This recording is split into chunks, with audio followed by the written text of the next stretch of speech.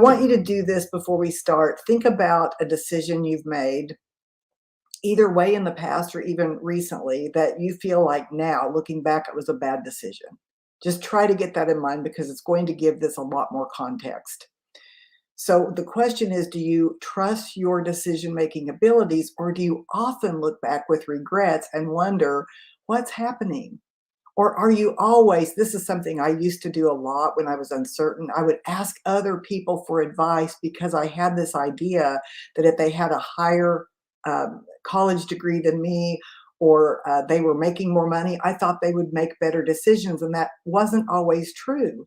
So are you asking others for advice only to be disappointed, and it feels so misaligned?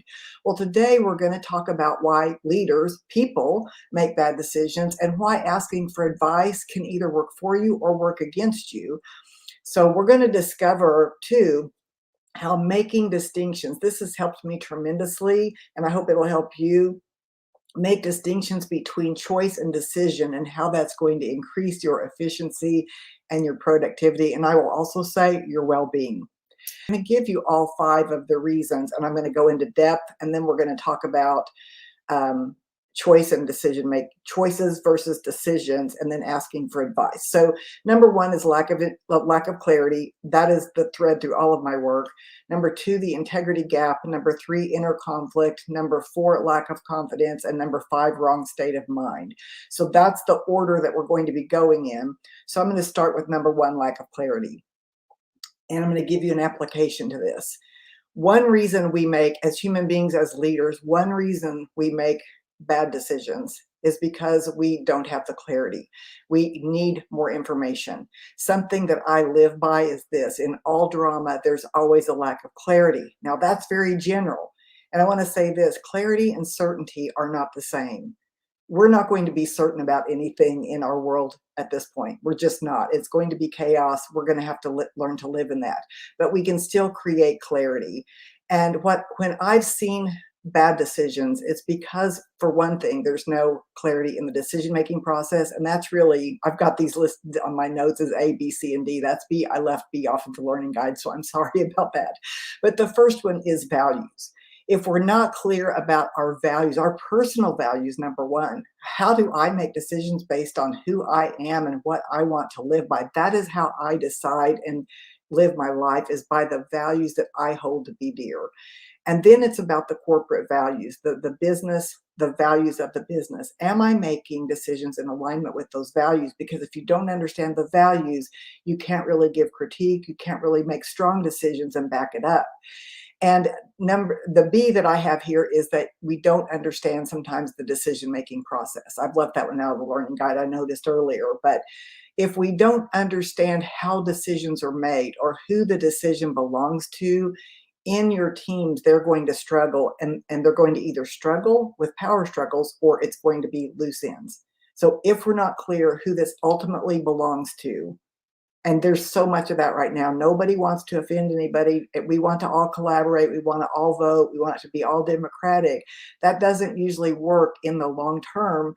There has to be one person that will take accountability for the overall performance of the group. So if you don't understand how decisions are made and what the process is, you're going to have some problems. Then I see this a lot right now, very short-term thinking versus long-term thinking. In other words, I've been working with several different coaching clients right now, and there's something I'm hearing as a theme. The real high driving people that are leaders, that really have passion about getting things done and working well with people, when they get frustrated, they're often told by their senior level leader, just be nicer, just deal with it, just be nice.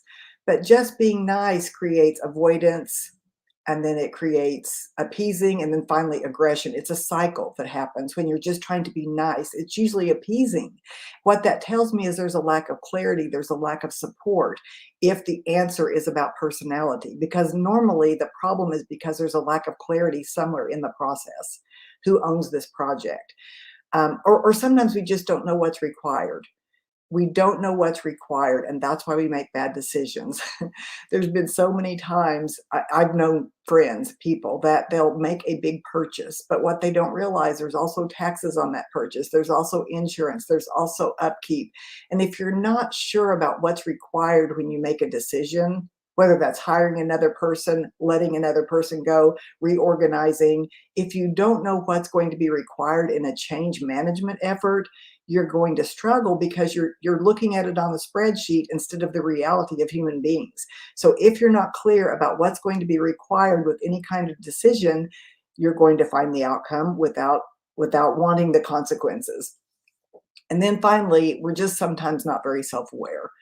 If we're not aware of our past patterns of having regret, and if we can't find the pattern, if we can't find the self-awareness in why we're doing what we're doing, if we sometimes we need therapy, sometimes we need coaching. If we can't find the pattern of the same bad decision over and over, we're going to keep stepping in that same hole again.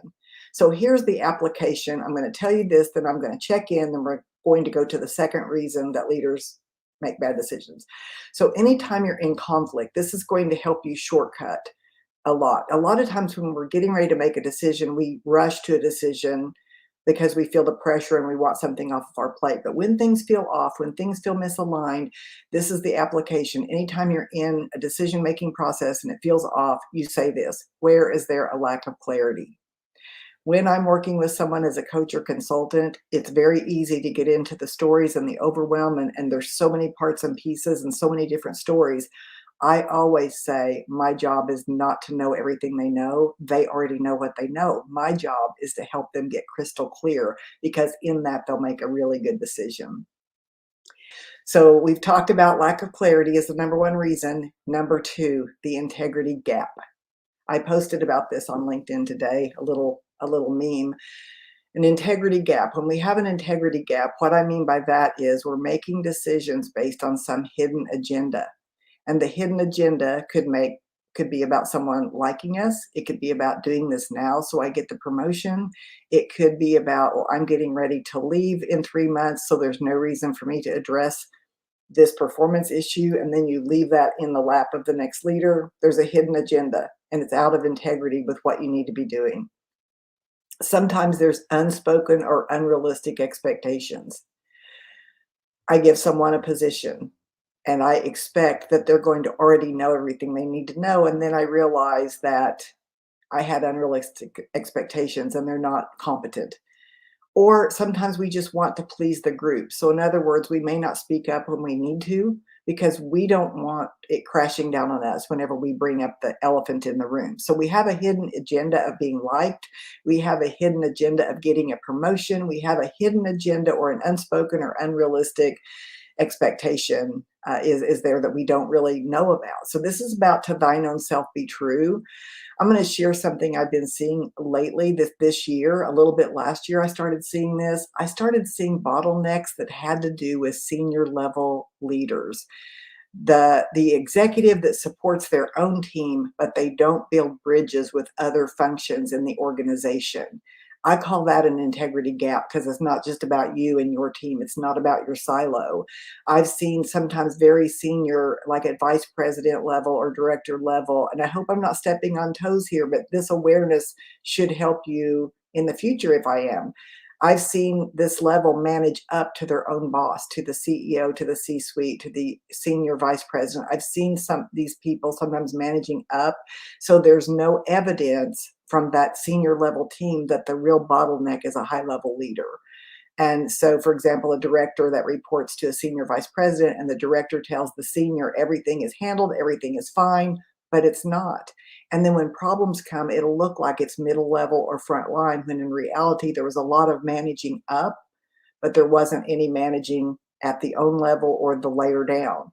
So the application, anytime you make a decision, ask the question, does this align with our vision, our mission, and our values? And how does this is the big one, how does this affect the client? Not just the job that I do. How does this affect the client? How does this affect the team? How does this affect the executive team, the people that are under us playing the role of director and mid-level manager? there's only two ways to align, and that is either to tell yourself the truth about what you're really trying to do or to course correct. So if you see that there's hidden agendas, there's managing up, I just want you to be able to see these patterns, because very often it's a consultant that sees it because it's hard to spot when you're in the organization. So trust but verify. I'm not saying micromanage, but a lot of times what you think is going well is not going well. And when it blows up, you're blindsided.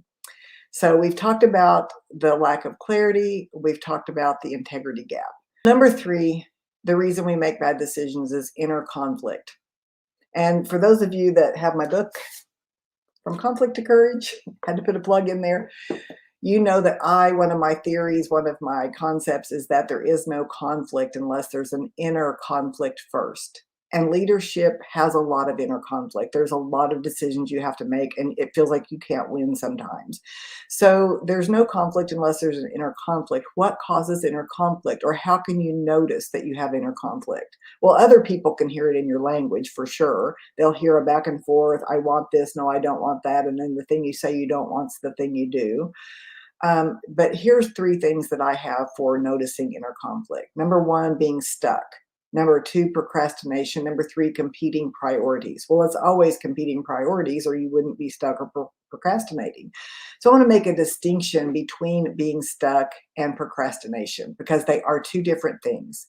Procrastination means that you've made a decision, like you're going to move someone to a different department, or you're going to have a difficult conversation and it's not going to be pretty. So you've made a decision. Well, even for example, you're going to pay taxes, but you're just putting it off. You're putting off taking your information to the CPA because you just hate to look at it. You hate to organize all this stuff. So you're procrastinating because you've already made a decision, but you're just putting it off. Stuck means that you're going back and forth and you haven't even made a decision. So stuck is worse, because with procrastination, you know you're going to have to do it. You just haven't done it. But being stuck means I can't even come to a decision. That wastes a lot of mental energy. So here's the application. Seek inner alignment. What do I mean by that? I mean, find peace. When you find peace, clarity and peace are like cousins. When you're not in peace, you're not clear. So when you're clear, you have a sense of peace, even if you don't like the next action that you're going to take. So it's a feeling. Get quiet. Get really quiet. Feel the rustle. Feel the desire to get up out of your chair. But get really quiet and find out what's holding you back. Because when you find that clarity, when you no longer have the inner conflict, you stop procrastinating. You just face it. You do it. And you can break old habits and you can make better decisions. So that's the first three: lack of clarity, integrity gap, inner conflict. I would love for you to tell me, if you don't mind, some of you, where do you find out of those three, are there any of them that you struggle from?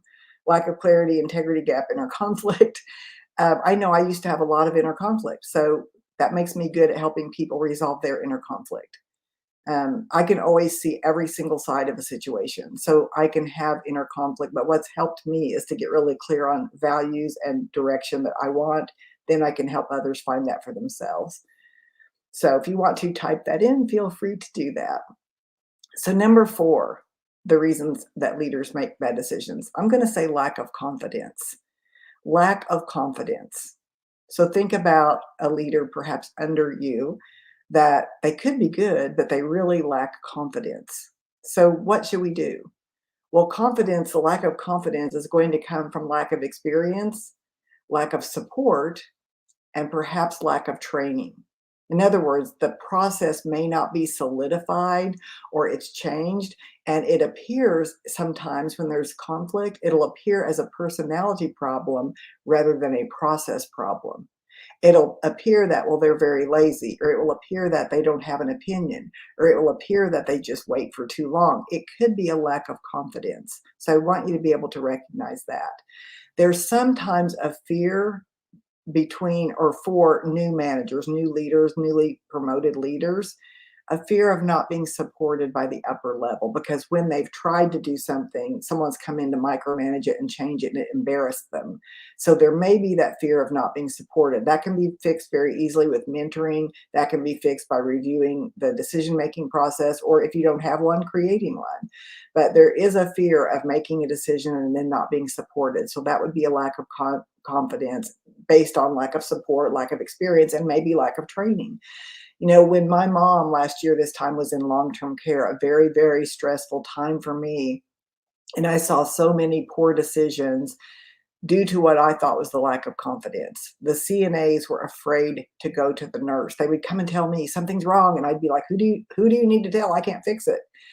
I saw this lack of confidence. They seemed to be afraid of someone in a higher level than them, like they didn't want to get in trouble for disturbing that person to tell them there's something that needs to be done.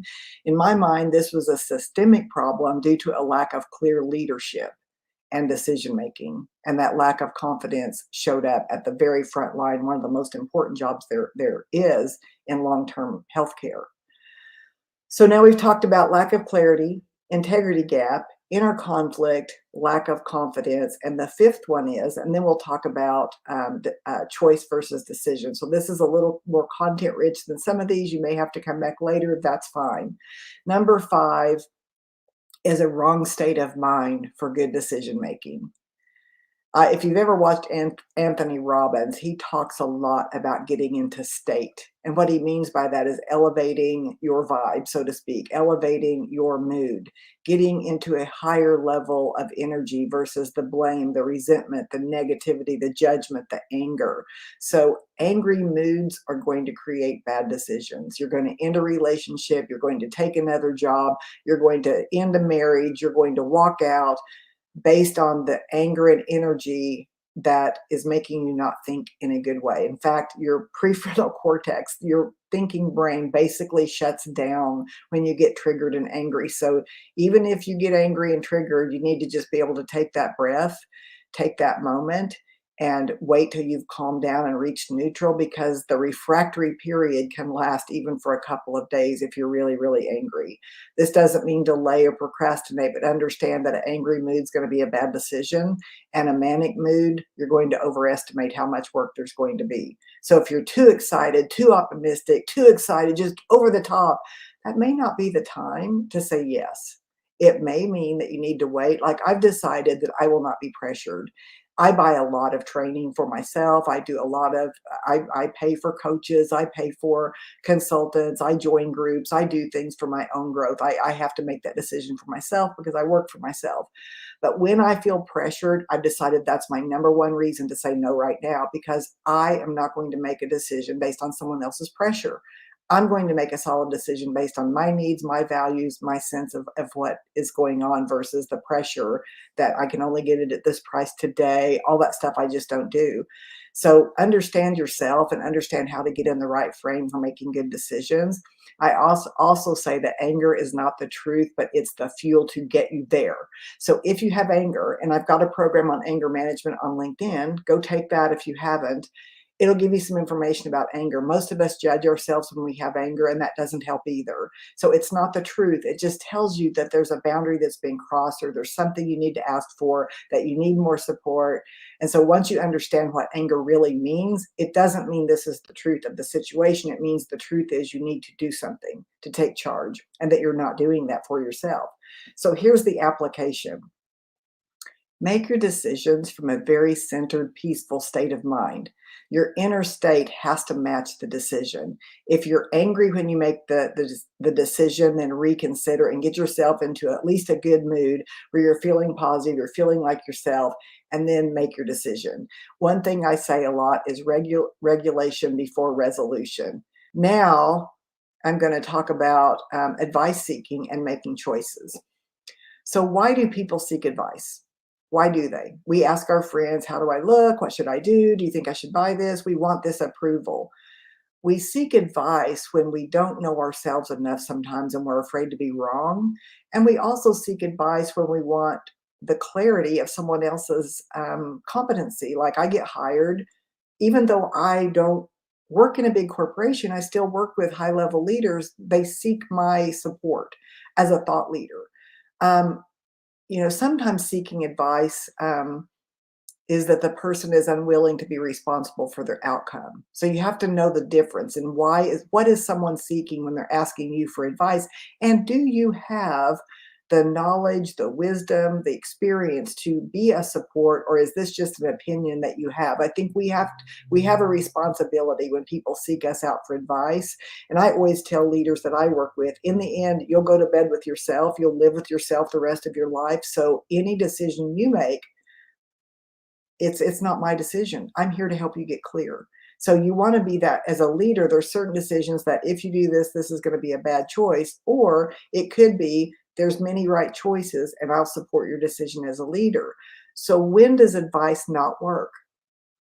It doesn't work when the other person doesn't have the credibility or the experience, and especially if they're very opinionated about their own values.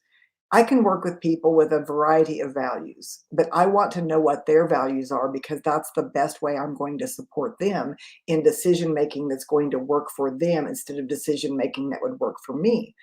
If the other person doesn't understand your values, they may not give you the right advice. And I've definitely hired coaches and consultants. Their advice, I took it and it felt wrong. It was not good for me. It did not align. And so I try to make my choices based on my values, not on what someone else's are.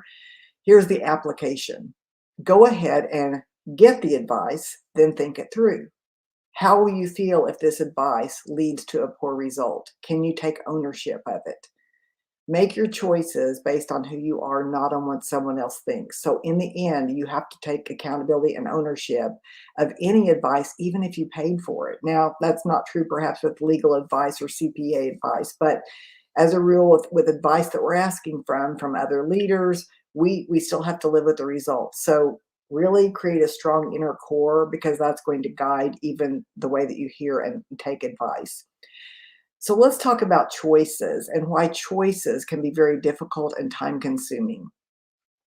Anybody feel that a choice can just be like, I'm exhausted from choosing all the time?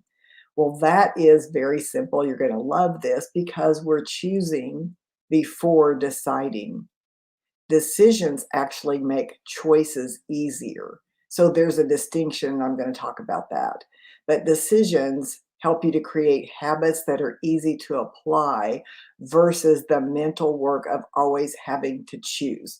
I was working with a client at one time and she just struggled. She was really struggling, low on energy. There was a lot of reasons for it. But one simple thing that we did that sounds like we should know this was plan out your wardrobe for the week. Just know what slacks, what dresses, what scarves, just know what you're wearing and plan that out on a weekend, and you don't have to think about it when you get up and you're not rushed. Planning sometimes and making decisions eliminates the choice of what should I wear? I should have taken this to the cleaners. That's just a personal example of how making a big decision and doing a bigger overview of your plan will help in choices along the way. So let's talk about the distinction between decision and choice. Decision is bigger than a choice. A decision guides choices. And if you start to use those words in distinctive ways, you'll see what I mean. Because we use the words very sloppily, very lazily. We use decision, choice, and I try to use them differently. If you make this distinction, it's going to help you make better choices and you're going to become more strategic. And when you're more strategic, your decisions are better, they're more aligned. So, for example, if you decide to eat healthy, it narrows your choices if you honor the decision. You don't have to choose every day. You've made a decision and you've defined what that means, what eating healthy means for you. A decision to get married eliminates other choices. It should, right? Unless we've agreed otherwise. A decision to take a leadership position equals additional requirements. So it makes your choices easier. You have to align to the organization, not just to your friends. Choices are based on something. Choices are always based on either a conscious habit or an unconscious habit. So a conscious decision or an unconscious habit. So for example, snacking, I'm going to use personal examples here. Snacking late at night, unconscious habit. You've gotten into a groove, you don't even think about it. You just run in there for a bowl of cereal or a snack, some Doritos, and that's what you do. So if you make a decision to stop eating at 7 p.m., that's a decision to quit, when to quit consuming food. That's a decision which leads to other choices, the choice to not go get food. So it's a decision that's driving the choice so that you don't have to decide, should I do that tonight or not? Let's use a corporate leadership example. Yelling at an employee. That's an unconscious trigger. Yelling at an employee no longer works these days. That does not work in most instances. Inviting an employee to a difficult and planned conversation is the decision to be a better leader and to learn processes for conversations. And I do, again, have some LinkedIn Learning. You can go, there's a library. I have 5 different programs. They're in different languages, even German, um, Chinese, Spanish. So go check those out. So choices are either going to be based on I'm constantly having to choose because I'm in unconscious habit, or it's guided by a decision. And so think about this. This has helped me a lot. I hope it helps you. Choices, the choices that we make are always based on something. So a choice could be based on convenience, just easier to do it, easier to throw the keys wherever I lay them, easier just to move someone to another department rather than have a conversation with them. I just want what's convenient. So every choice I make is based on a laziness, in a sense of wanting it to be convenient. If every choice I make is based on winning, I might get aggressive. I might alienate colleagues. I just want to win. That's what my choices are based on. My choices are based on looking good. I just want to look good, so I'll do whatever. I'll appease, I'll manipulate, I'll be a little bit dishonest. I just want to look good. It could be made on making profits only, and that is a choice that has repercussions. Or a choice can be based on a decision that was made in advance. And when those decisions are made in advance, it's usually based on values, and that will free you up. It frees up significant energy. I always say, make your choices based on who you are, not on what everyone else does. Leave you with this conclusion: great leaders make great decisions. And decision making is a learned skill that improves with solid principles and practices. So if you enjoyed this today, please repost this on your thread and let me know what you got out of it. Your best point, you can direct message if you don't want to make that public. But make sure to get the learning guide at marlenechisholm.com/office hours. I'll see you next time.